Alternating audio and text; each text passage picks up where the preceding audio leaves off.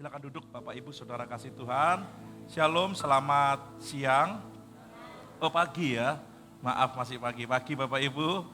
Tuhan Yesus baik kepada kita semua, amin.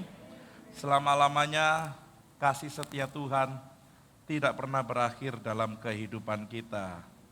Ya, boleh petnya dibunyikan dan oke Bapak Ibu, hari ini kita langsung masuk dalam pemberitaan firman Tuhan. Oke, biar duduk dulu semua. Saya kasih judul, Kematiannya Menghidupkanku.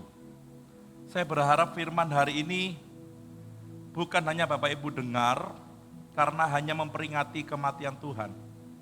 Tetapi firman hari ini tuh nyambung dengan tema tahunan kita, di mana bukan hanya peringatan secara simbolik, tetapi kematian Tuhan juga membawa perubahan dalam kehidupan kita. Karena salib bukan hanya tanda penderitaan, melainkan awal pemulihan.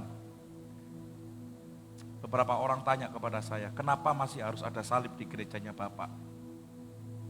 Bukan hanya simbol, salib ini bukan hanya simbol. Karena saya pikir setiap kali kita datang ke bait Tuhan, kita melihat salib, kita mengingat pengorbanan Tuhan. Kita mengingat penderitaan Tuhan. Dan itu juga menjadi awal dari pemulihan kita. Bapak Ibu yang punya kalung salib, anting salib, di rumah ada salib, di mobil ada salib, apalagi kaosnya bergambar salib. Itu bukan hanya simbol, amin, tetapi itu sebuah pengingat bagi kita bahwa Tuhan sudah menderita, mati gantikan kita, dan itu menjadi awal dari pemulihan hidup kita. Bukan hanya kita Kristen, karena memang di abad-abad pertama dikatakan apa perbedaan antara sekte Kristen, Yahudi, dan sekte yang lain. Akhirnya Kristen menyatakan bahwa kami memakai lambang salib, tetapi salibnya orang Kristen berbeda dengan salibnya orang Katolik. Kalau orang Katolik itu ada tanda Yesusnya, tapi kalau orang Kristen tandanya adalah tanpa patung Yesus. Ini menjadi sebuah pengingat dan peringatan dan simbol sampai detik ini. Kalau salib pasti orang Kristen. Tapi saya minta semua memahami firman Tuhan hari ini supaya itu bukan hanya tanda, karena melalui kematian Kristus kita menemukan hidup yang sejati. Gereja ini didirikan 54 tahun yang lalu ternyata, bukan 53. Saya cek lagi, saya ngomong Pak Agus Gunawan. Saya cek lagi, ternyata gereja ini tuh didirikan 54 tahun yang lalu, tapi diresmikan 50 tahun yang lalu nanti tanggal 1 Mei ya Bapak Ibu ya. Gereja ini didirikan bukan langsung dari orang Kristen, tetapi berasal dari keluarga yang bukan anak Tuhan, tapi Tuhan tangkap. Dan itu menjadi sebuah langkah awal di mana iman ada di desa dan di dusun ini. Dan itu bukan hanya sebuah tanda, tapi itu merupakan sebuah kehidupan yang sejati. Keluarga kami saat menjadi anak Tuhan, kakek nenek saya cuma tahu nenek saya tidak tahu kakek saya. Ibu berkata dan kesaksian dari jemaat Tuhan berkata, kakek saya meninggalnya dalam keadaan sujud berdoa. Betul nggak kira-kira ya? Doa pagi beliau meninggal. Jadi doa pagi langsung bablas ke rumah Tuhan Bapak Ibu. Dalam keadaan sujud. Ibu saya cerita, Pak De saya cerita, almarhum Pak Supai berkata, pada saat orang tuanya atau kakek nenek saya menerima Tuhan, mereka berkata mereka mendapatkan hidup yang baru. Mereka mendapatkan pemulihan. Mereka mendapatkan ketenangan dalam hati. Mereka mendapatkan perubahan dalam hidup. Menyadari bahwa hidup bukan lagi di dalam dosa, tetapi hidup juga dalam kasih karunia dan anugerah Tuhan. Kita semua seperti itu. Kita pernah melakukan dosa dan mungkin masih ada dosa yang kita lakukan. Tapi salib ini bukan hanya simbol. Kematian Yesus bukan hanya kita peringati, tetapi kematian Yesus menjadi langkah awal kita untuk kita berkomitmen memiliki kebenaran dalam hidup ini. Kematian Yesus adalah peristiwa ilahi yang mengakhiri kuasa dosa dan membangkitkan manusia kepada hidup yang baru. Kematian Yesus di atas kayu salib bukan simbol, saya harus berulang kali saya ceritakan. Karena selama ini mungkin kita hanya memperingati. Tapi itu sebuah momen di mana kuasa dosa hari itu dipatahkan di dalam kematian Yesus. Dan siapapun yang percaya akan kematiannya mendapatkan hidup yang baru. Dalam kematian Kristus kita pun mati terhadap dosa. Ini yang saya katakan. Salib bukan hanya simbol, tetapi salib Kristus juga merupakan sebuah salib dalam hidup kita. Kita harus berhenti mengakhiri semua dosa kita. Kenapa? Karena itu merupakan bagian dalam hidup kita. Yesus mati untuk kita dan kita harus mati dengan semua dosa dan pelanggaran keterikatan yang pernah kita lakukan. Saat kita mengenal salib Kristus, segalanya berubah. Kalau ada orang Kristen yang pakai kalung salib, anting salib, kaos salib, mobilnya ditempelin salib, tetapi dia tidak berubah, saya rasa dia terhilang. Tapi kalau kita mengenal Kristus dan mulai menyadari akan salibnya, maka hidup kita pasti berubah. Di kayu salib kita mati bersama dengan Tuhan. Hari ini kita harus sama-sama komitmen. Kita memiliki dosa dan pelanggaran keterikatan. Tetapi kematian Yesus harus dibarengi dengan komitmen kita mematikan segala kedagingan kita.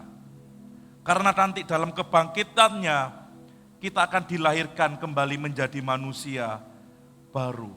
Sekali lagi, kematian Kristus, salib Kristus bukan hanya momen penderitaan, bukan hanya momen Yesus dilukai, bukan hanya momen orang menangis melihat Yesus.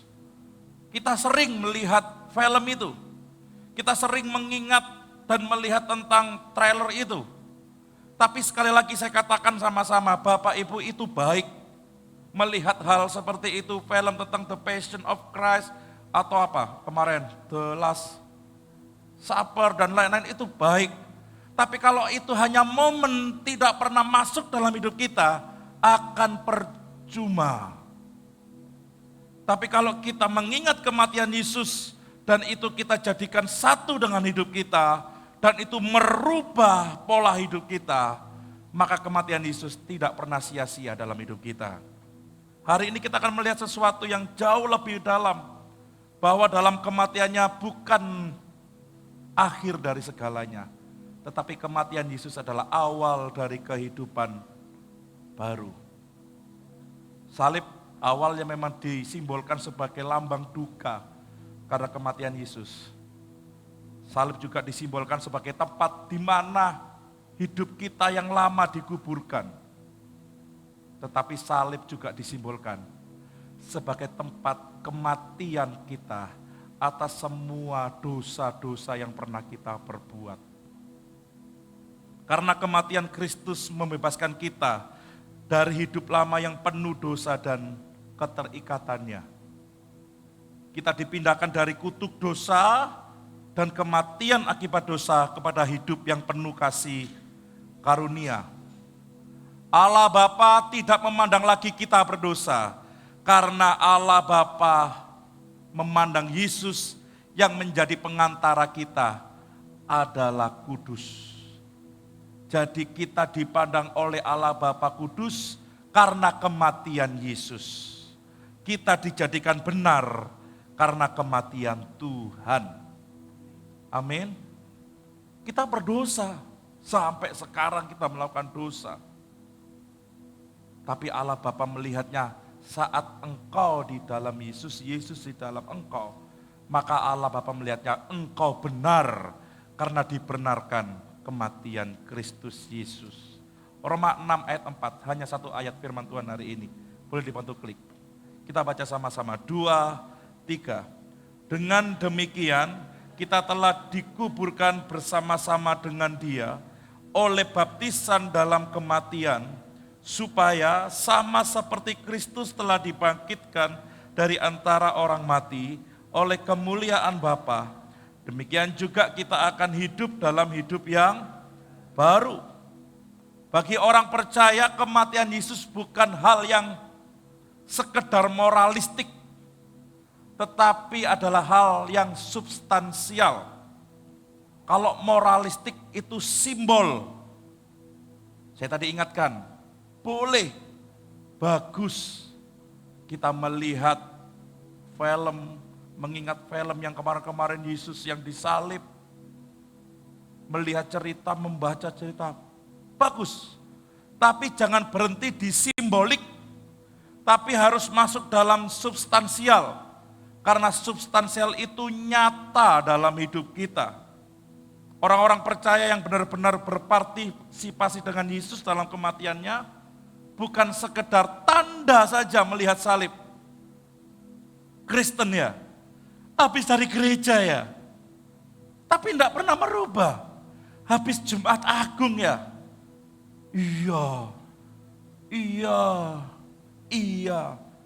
No, kematian Yesus bukan hanya simbolik, tetapi substansial yang merubah kehidupan kita.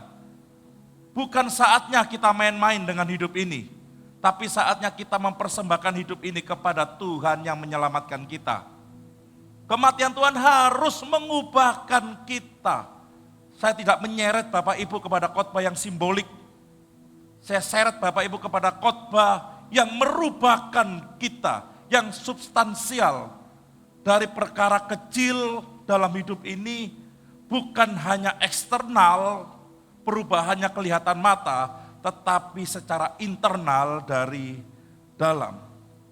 Karena saat kita percaya akan kematian Yesus, maka hal ini menjadi tanda dari akhir kehidupan lama kita yang dikuasai dosa.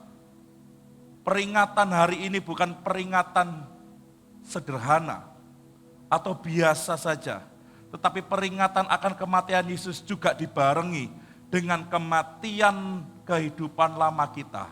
Kita harus berkomitmen untuk masuk dalam kehidupan baru yang dipimpin oleh Roh Kudus. Amin Bapak Ibu.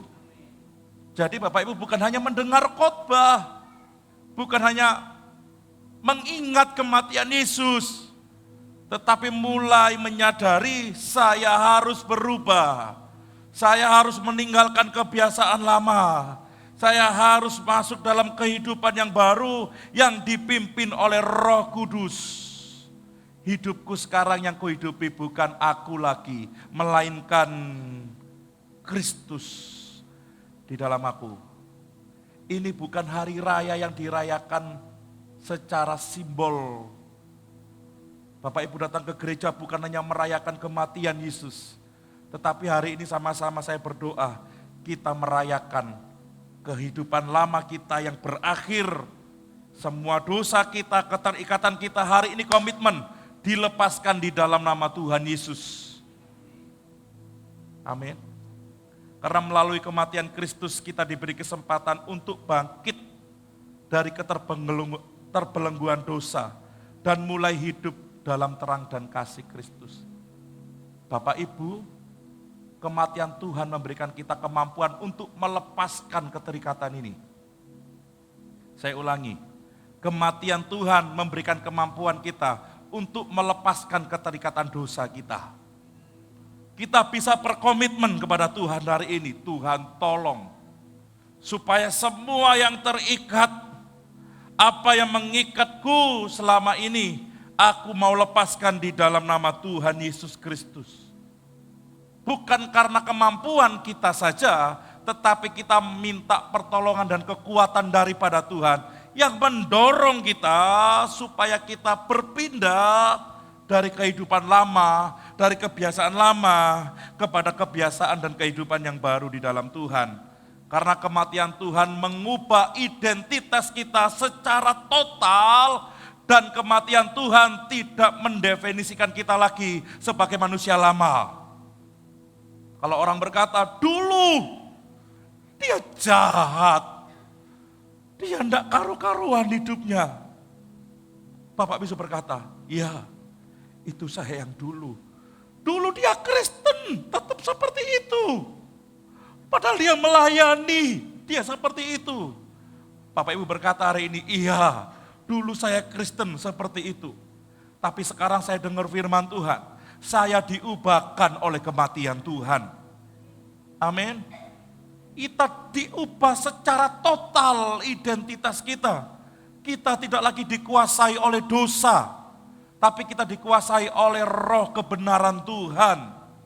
Karena melalui kematian Yesus, hidup kita yang sekarang dikenal sebagai hidup yang penuh kasih karunia dan kebenaran Allah. Karena kematiannya kita diberi kekuatan untuk hidup menjauh, bahkan tidak lagi melakukan dosa yang membelenggu kita.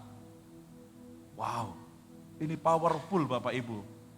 Kalau Bapak Ibu hanya memperingati kematian Yesus, pulang kita bisa kalah dengan dosa. Kalau Bapak Ibu hanya simbolik saja beribadah hari ini, memperingati kematian Yesus di Jumat Agung, pulang Bapak Ibu akan sama seperti Bapak Ibu pulang pada saat berangkat tadi.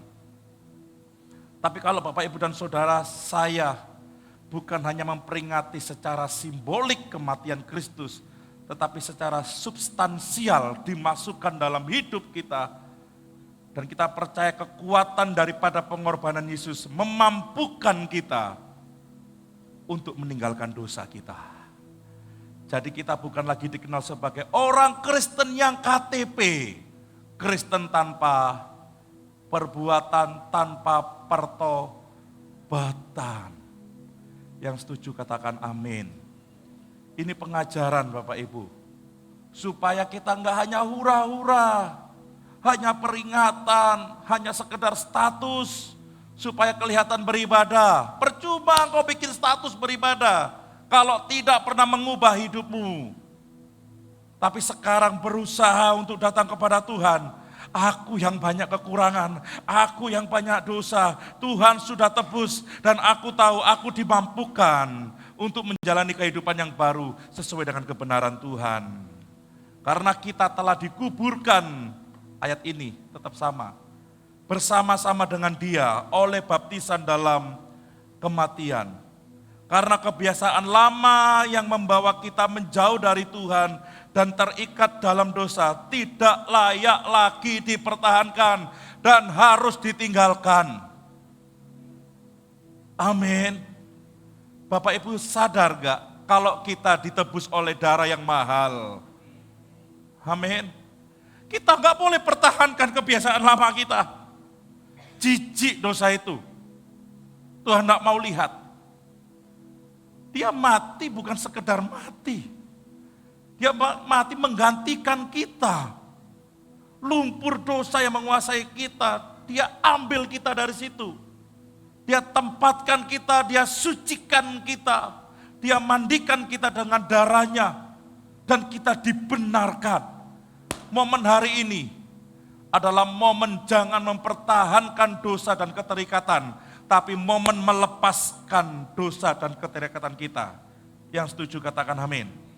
Kita harus yakin dan percaya bahwa kematian Yesus memampukan kita untuk terlepas dari kehidupan lama dan kebiasaan yang tidak menyenangkan Allah. Sudah bukan waktunya kita hura-hura, bukan waktunya lagi kita hanya simbolik. Baptisan yang sudah kita lakukan adalah tanda dari kematian Tuhan yang kita bawa dalam kehidupan kita. Zaman dulu, Perjanjian Lama pertama kali ada dikenal baptisan pada saat ada kemah tabernakel.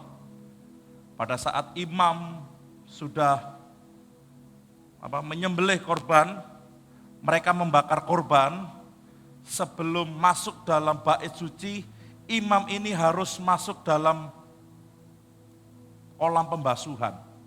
Ya, saya kasih sedikit ya. Ini kolam pembasuhannya Bapak Ibu. Ya, namanya kolam pembasuhan lebih besar. Imam itu harus masuk, dia keluar, dibersihkan badannya, baru bisa masuk dalam kemah tabernakel. Di perjanjian baru, Yohanes Pembaptis membaptis Yesus. Sekalipun baptisan hanya dilakukan sekali saja dalam hidup kita, namun kuasa baptisan itu tetap mengubah hidup kita sepanjang perjalanan iman kita. Pak, perlu gak saya dibaptis lagi? Enggak perlu. Kapan dibaptis? Tahun 75. Tapi setelah tahun 75, 76 sampai sekarang, wah dosa saya banyak Pak. Perlu enggak dibaptis lagi? Enggak perlu. Kuasa baptisan itu cukup sekali, tetapi mengubahkan sepanjang perjalanan iman kita. Amin. Jadi bukan perkara engkau dibaptis oleh siapa, berapa kali, perkaranya engkau mau enggak melepaskan semua keterikitanmu hari ini, dan melepaskan semua kehidupan yang lama, dan kembali kepada kehidupan yang benar, sesuai kebenaran Kristus. Karena baptisan itu penyatuan orang percaya dengan Kristus dalam kematiannya dan dalam kebangkitannya. Melalui baptisan, orang percaya mati terhadap dosa dan bangkit untuk hidup dalam ketaatan kepada Allah. Jadi pada saat Bapak Ibu dibaptis waktu itu, entah umur berapa, tahun berapa, Bapak Ibu itu mati dari semua kebiasaan lama, keterikatan yang tidak menyenangkan Tuhan. Amin. Dan saat Bapak Ibu keluar dari baptisan, Bapak Ibu ini hidup dalam ketaatan kepada Tuhan sepanjang perjalanan iman kita. Jadi dalam perjalanan kita setelah dibaptis, kita terus diubahkan oleh Tuhan. Setiap hari saya bersyukur saya pernah dinasihati oleh pastor pembina kita minggu lalu khotbah. Saya juga nasihatkan nasihat yang sama kepada Bapak Ibu. Hati-hati dengan jari kita. Anak Tuhan tidak boleh bikin status seperti orang duniawi kebanyakan. Kono sing amin. Contohnya apa? Saya bersyukur beberapa orang saya simpan nomornya. Di Facebook ada, di Instagram ada. Mereka di unfollow menurut saya kayak ya.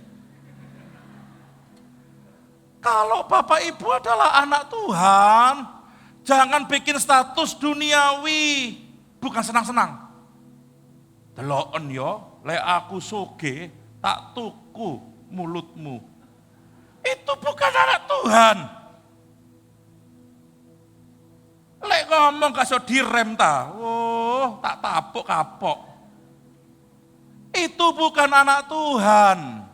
Itu anak, ya yuk Bapak Ibunya, Bapak Ibu. Please lah, mulai ubah hidup kita. Engkau bisa status, tapi engkau juga bisa tidak bikin status itu. Yang setuju katakan ya. Rasanya gatel tanganku Pak, tapi Anda berbuat dosa di situ. Ngerti maksud saya? Marano gak status mana Pak Riko tak Hayden, yo karepmu. Ora apa-apa dituturi ora kene angel tenan. Aduh, ayo sama-sama Bapak Ibu yang setuju katakan amin. Apa bedanya engkau terima Kristus kalau gitu? Apa perbedaannya saya mau tanya? Kalau status Anda yang di media sosial masih tidak mencerminkan engkau orang yang ditebus oleh darah yang mahal. Engkau tidak mencerminkan engkau harus diubahkan oleh Kristus. Hari ini kubur semua dosa lama kita bersama dengan kematian Tuhan.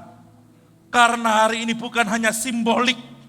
Hari ini kita harus memberikan hidup kita kepada Tuhan. Karena ini transformasi total, perubahan total dalam hidup kita. Cara hidup yang lama sudah usang, sudah enggak lagi. Kalau teman Anda mulai tanya, kok saya sampai enggak tahu status yang Jengkel lo, iya, aku anak Tuhan. Lah sing jengkel iku anak. Nah, yang setuju katakan amin. Mau dilakukan mulai hari ini? Enggak. Status cek angel itu turanin dan yang lain loh Bapak Ibu. Loh iya loh. Saya enggak akan pernah berhenti berjuang untuk nuturi yang seperti ini. Please lah.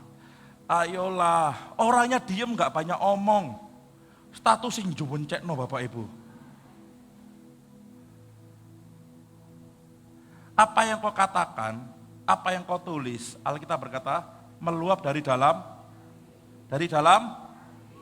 hati.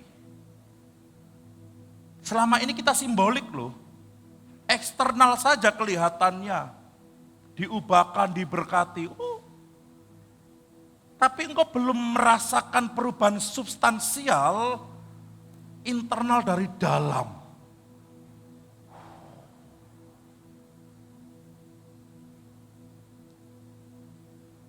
Jika kita dikasih sebuah nasihat harus meninggalkan kehidupan lama dan memperoleh kehidupan baru dan hidup dalam hidup baru. Pertanyaannya, apakah kita sudah mengerti kehidupan lama kita? Ya, sedikit saja saya spill. Kehidupan lama yang pertama kita baca sama-sama yang di atas kuning, 2, 3, hidup tanpa pertobatan. Kita baca Roma 6:12, 2, 3. Sebab itu, hendaklah dosa supaya kamu jangan lagi menuruti keinginannya. Kita telah dibebaskan dari kuasa dosa dan dipanggil untuk tidak membiarkan dosa menguasai tubuh kita. Kita itu terlalu sopan, terlalu gak enakan sama orang, sama dosa juga. Ya, orang Indonesia kan orang yang gak enakan gitu ya. Monggo ya. Termasuk sama dosa. Dosa jajah kita, wes gak apa-apa. Kita diberikan kemampuan oleh Kristus untuk tidak membiarkan dosa menguasai hidup kita lagi. Amin. Dosa mau masuk, kebiasaan mau masuk, Tuhan tolong. Tuhan tolong. Masih ingat perkara Yusuf dengan istri Potifar? Betul ya? Saat Yusuf digoda oleh tante Potifar, yang Yusuf lakukan apa? Lari. Lari menghampiri dikulak kita. Lari menjauh. Sama dengan dosa. Kematian Tuhan memberikan kekuatan kita untuk tidak lagi membiarkan dosa menguasai kita. Jadi kita harus melawan dosa ini. Dengan apa? Dengan firman dan iman. Makanya saya terapkan banyak baca firman, banyak berdoa, banyak baca firman. Pak Riko gimana saya melepaskan ini? Banyak baca firman, banyak berdoa. Datang lagi minggu depan, Pak Riko gimana cara melepaskan ini? Banyak baca firman, banyak berdoa. Terus itu akan saya lakukan, karena kalau firman menguasai tubuh kita, maka kita akan diberikan kekuatan untuk melepaskan, bahkan menolak dosa yang mau menguasai kita. Kita harus secara aktif, sama-sama katakan secara aktif, menolak dosa dan menyadari hidupku adalah persembahan bagi Tuhan. Karena kita dipanggil untuk tidak membiarkan dosa menguasai kita, melainkan kita dipanggil untuk taat kepada Tuhan. Yang kedua, apa itu kehidupan lama? Hidup tanpa pembaharuan pikiran. Roma 12 ayat 2, kita baca sama-sama. 2, 3. Janganlah kamu menjadi serupa dengan dunia ini, tetapi berubahlah oleh pembaharuan budimu, sehingga kamu dapat membedakan manakah kehendak Allah, apa yang baik, yang berkenan kepada Allah, dan yang sempurna. Perubahan hidup atau transformasi hidup ini hanya terjadi pada saat perubahan dan pembaruan budi kita yang dipimpin oleh Roh Kudus dan firman Tuhan. Apa yang menguasai tubuh kita adalah apa yang kita lihat dan kita dengar. Saya akhir-akhir ini mimpi ke satu tempat, sering mimpi ke satu tempat. Karena hampir tiap hari saya sama istri melihat YouTube itu, jalan-jalan virtual Bapak Ibu. Kalau Tuhan izinkan, Juni saya wisuda, kalau Tuhan izinkan. Nah, saya jalan-jalan virtual sama istri. Sampai saya ngigau tempat itu loh Bapak Ibu. Saya nyemprot-nyemprot, gitu.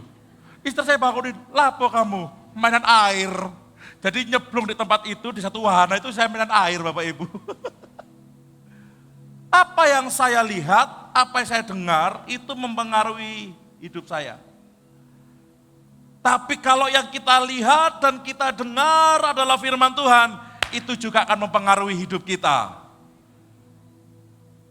Kenapa ada orang statusnya masih jelek, bikin status masih jelek, padahal dia sudah Kristen. Dibaptis Bu Retno, dibaptis Pak Agus itu kurang lama kayak masih bikin status dan perkara yang gak baik. Kenapa? Karena dia hanya simbolik. Mimi mana Mimi? Saya ingat Mimi, tahun berapa ya itu bertobat ya Mimi ya? Waktu itu masih di rumahnya ibu, kita masak babi. Mi, ono babi, Mimi langsung seneng. Masih ingat Mi? Saya masih ingat kata-kata itu. Gelem Mi, gelem Om. Pertama kali makan babi, cek sah jadi Kristen. Itu awal-awal itu siapa sih ingat saya lucu itu, bagus itu, lucu sekali itu. Bapak Ibu, baptisan, kalung salib, baju salib, kalau hanya simbolik nggak akan pernah merubah kita. Tapi kalau firman Tuhan, iman, doa, persekutuan dengan Tuhan, itu yang akan memperbaharui pikiran kita dan membentuk kehidupan kita dalam kebenaran Kristus.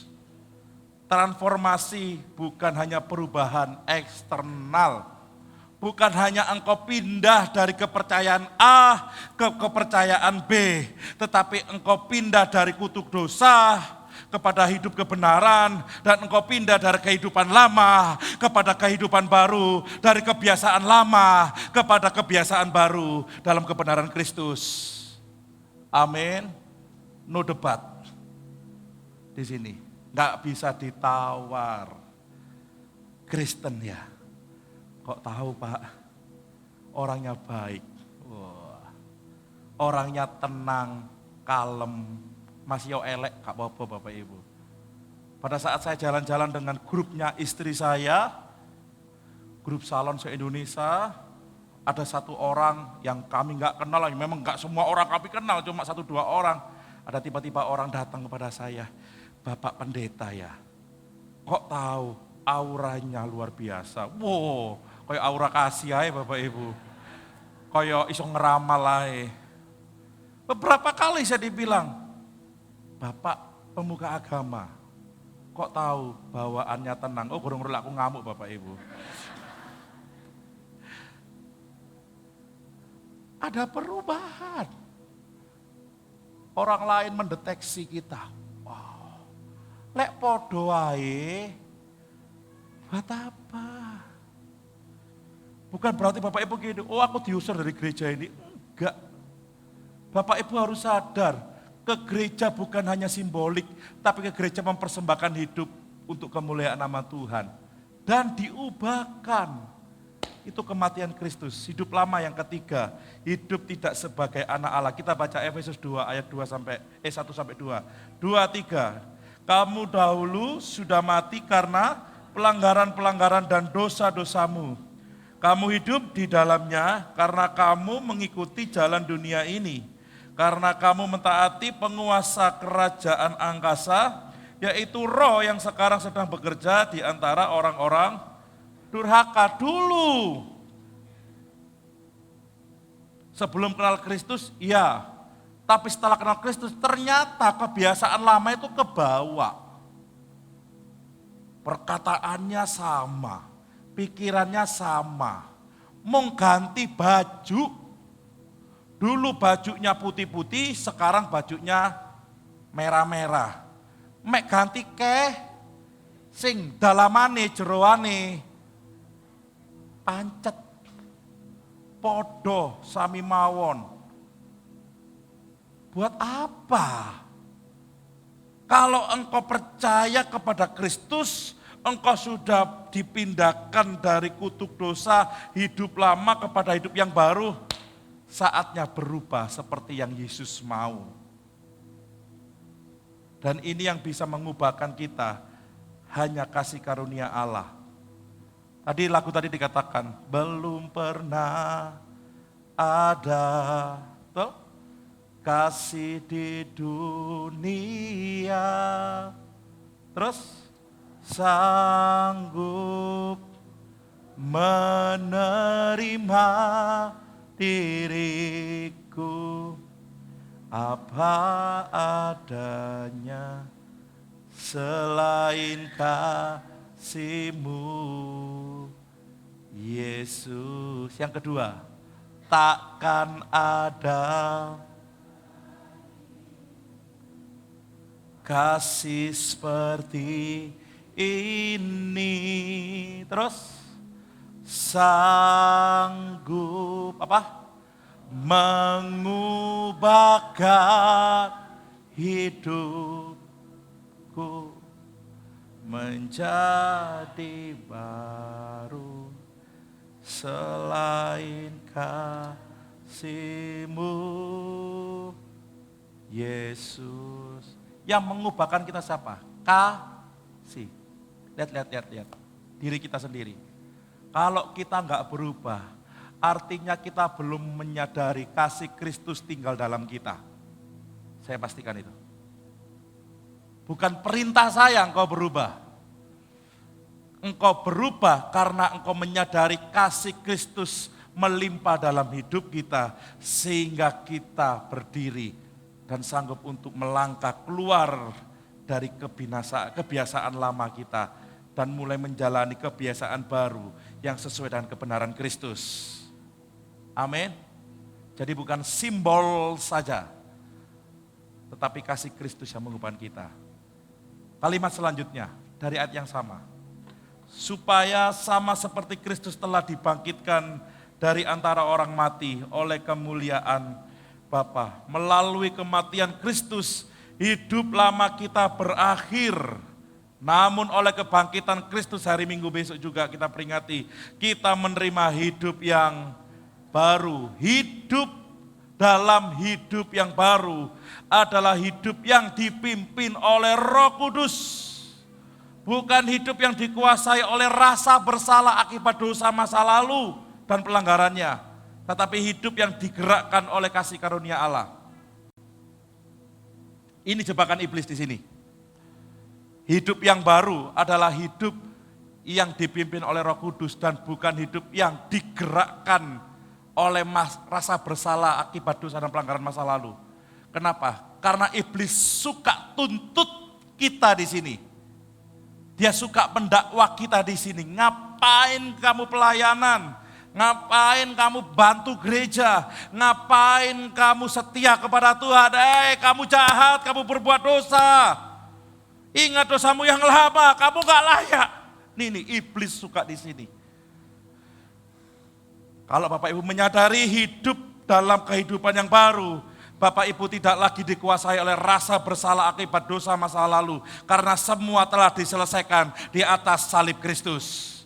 Tapi Bapak Ibu dan saya menyadari bahwa hidup saya digerakkan dan dipimpin oleh Roh Kudus. Amin. Tuhan tidak mengingat pelanggaran kita dan dosa kita. Tuhan melihat kita sebagai orang yang diampuni, dikasihi, dan dipulihkan. Perbedaannya Tuhan dan iblis itu gitu. Kalau iblis itu selalu ngomong sama kita, jahat kamu, kamu pakai topeng, kamu suka berbuat dosa tapi orang lain gak tahu. Terus kayak gitu. Kamu gak layak. Tapi Tuhan ngomong apa? Kamu dilayakkan. Kamu diampuni. Kamu dikasihi. Kamu diberkati. Kamu dipulihkan. Amin. Iblis suka jebak kita di sini. Sehingga saat kita mau melakukan kebenaran, ditarik lagi sama iblis. Yakin. Kamu loh penuh dosa. Yakin, dosa apa lo belum selesai. Padahal Yesus ngomong apa? Semua sudah selesai. Jangan terjebak oleh skenario-nya iblis di sini. Kalau Anda terjebak, Anda tidak akan pernah keluar dari keterikatan. Kamu kan dari kecil terikat itu. Dari SD kan? Dari SD loh kamu mengkonsumsi itu. Nah, sekarang kamu sudah punya uang sendiri, bisa beli sendiri toh. Gak apa-apa kan? Masih ke gereja kan? Oh, gak apa-apa. Nih iblis. Dia merantai kita dengan semua dosa, pelanggaran dan keterikatan kita. Dan kita mulai pikir, oh iya gak apa-apa. Tapi Tuhan selalu menyediakan tangannya. Kamu sudah ditebus. Kamu sudah dipulihkan. Keluar dari dosa itu. Keluar dari kebiasaanmu. Aku pegangin kamu. Aku berikan kekuatan kepadamu. Amin. Itu hidup yang baru. Pemain musik bisa masuk. Gaya hidup kita diubahkan oleh Roh Kudus. Gaya hidup itu apa? Kebiasaan. Sama-sama katakan kebiasaan. Kebiasaan kita apa? Sebelum hari ini, sebelum dengar khotbah hari ini, itu yang diubahkan oleh Roh Kudus. Saya nggak perlu tantang Bapak Ibu untuk altar call. Apalagi pegangan tangan, satu saya geblakan, yang lain pegangan tangan pasti ngeblak yang lain. Itu rahasia sebenarnya. Saya nggak perlu altar call panggil Bapak Ibu terus nangis-nangis. No. Buat komitmen pagi hari ini ke hadapan Tuhan. Engkau mati, aku juga mati dalam dosa-dosaku dan kebiasaan lamaku.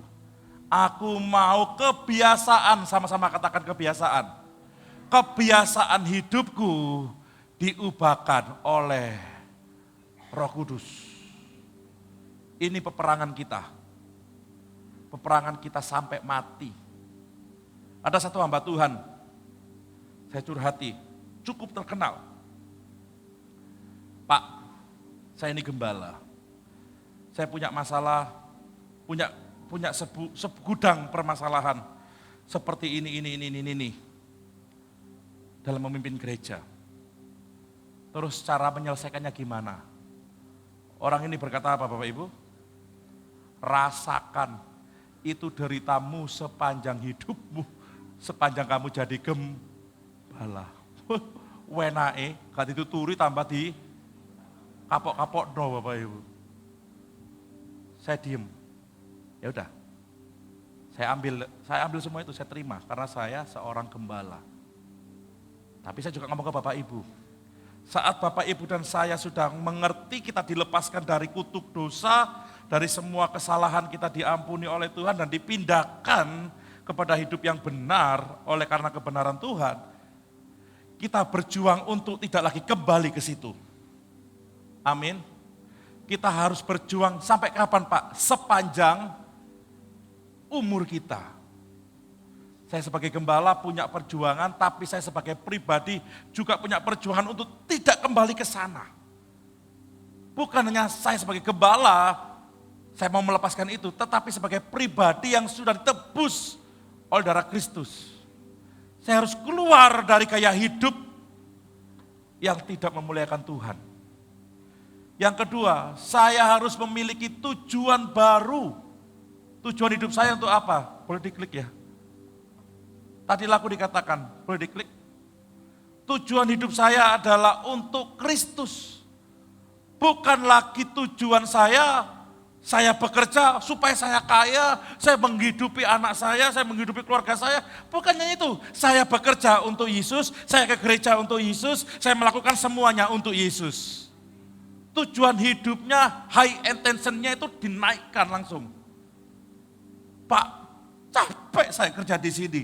Ingat, engkau kerja di situ supaya engkau diubahkan hatimu.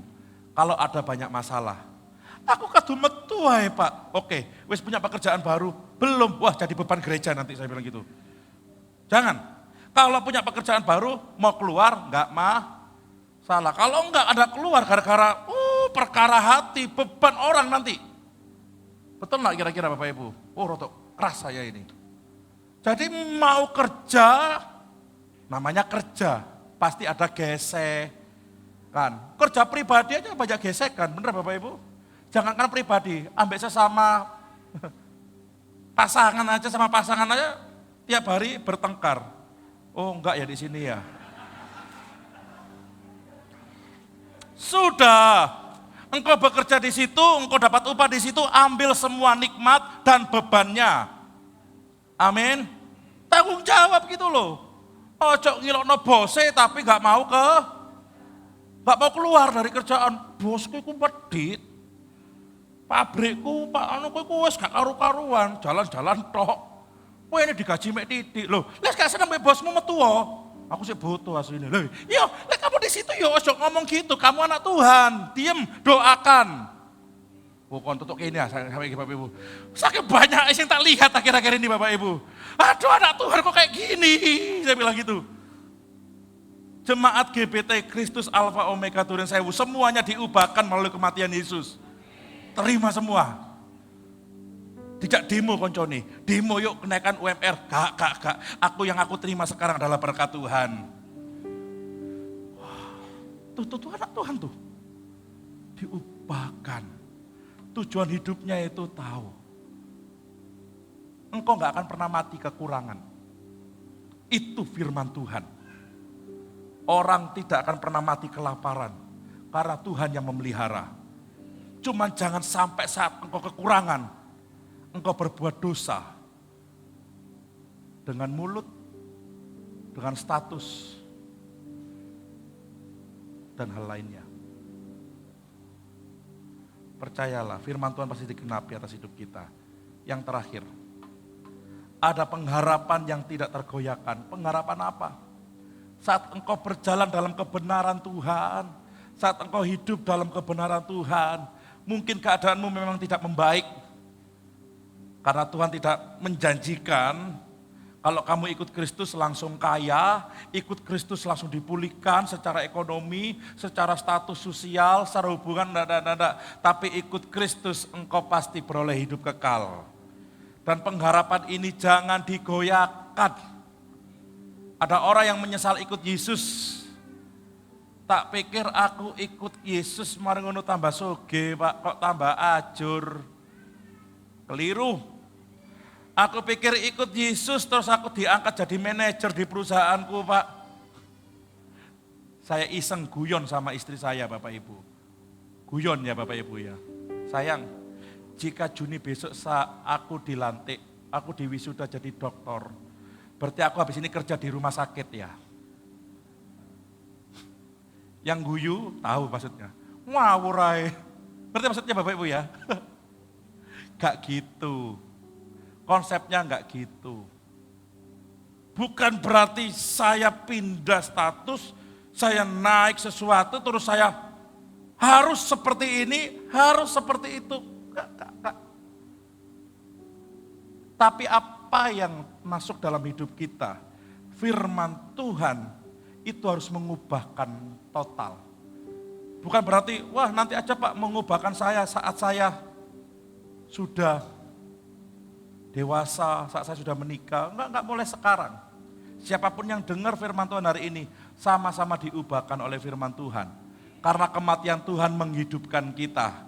Dan hidup kita adalah hidup yang baru di dalam Kristus.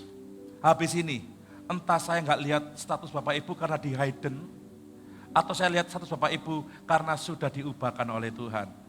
Saya berharap yang kedua Bapak Ibu. Tolong jangan di hidden ya, supaya saya bisa melihat statusnya Bapak Ibu. Yang setuju katakan, memang ada aplikasi yang bisa melihat status saya, tapi saya nggak bisa melihat statusnya dia. Luar biasa aplikasi ini ya. Tapi saya nggak di situ, saya ini orangnya apa adanya. Bukan karena saya mau menyembunyikan status saya dari orang, tapi saya bikin status, Bapak Ibu bikin status. Itulah kebenaran yang muncul dari hidup kita. Dan saya berharap itu adalah kebenaran firman Tuhan yang sudah mengubahkan kita. Saya berharap firman Tuhan ini memberkati Bapak Ibu saudara kasih Tuhan. Mari kita bangkit berdiri.